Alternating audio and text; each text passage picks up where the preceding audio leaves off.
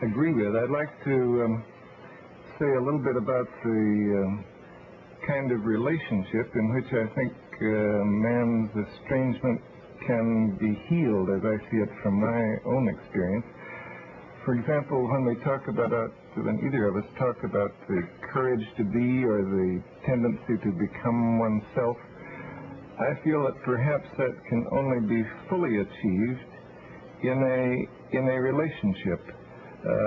Perhaps the best example of what I'm talking about is that I believe that the person can only accept the unacceptable in himself when he is in a close relationship in which he experiences acceptance. This I think, is a large share of what constitutes psychotherapy, that the individual finds that the feelings he has been ashamed of, or that he has been unable to admit into his awareness, that those can be accepted by another person, so then he becomes able to accept them as a part of himself.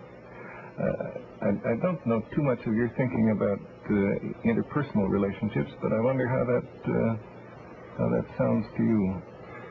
I believe that you are absolutely right in saying that without the man-to-man experience of forgiveness, or better, acceptance of the unacceptable, is a very necessary precondition for self-affirmation. And you cannot forgive yourself, you cannot accept yourself. If you look in the spiritual mirror, then you are much more prone to hate yourself and to be disgusted with yourself. So I believe that all the forms of confessional in the churches and the confessions between friends and married people, and now the psychoanalytic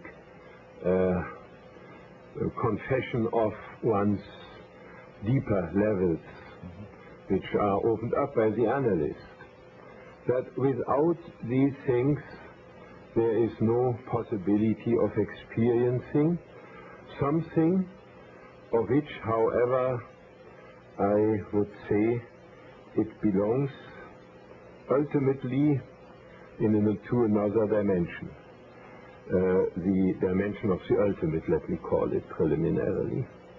But I would say, with you, only the right acceptance is the medium through which it is necessary men have to go from man to man before the dimension of the ultimate is possible.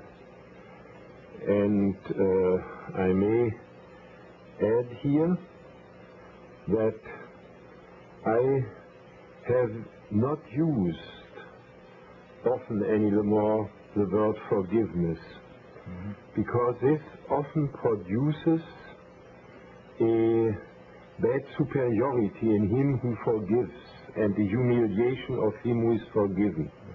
Therefore, I prefer the concept of acceptance. And if you accept this acceptance, then I think I can confess that I have learned it from psychoanalysis.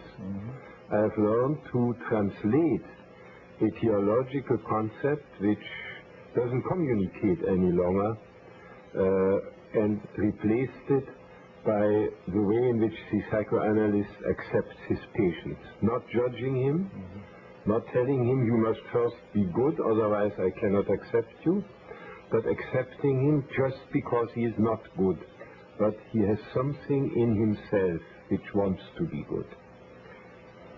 Certainly in my own experience, the potency of acceptance of another person has been demonstrated time and time again. When an individual feels that he is both fully accepted in all that he's been able to express and yet prized as a person, this has a very potent influence on his life and on his behavior.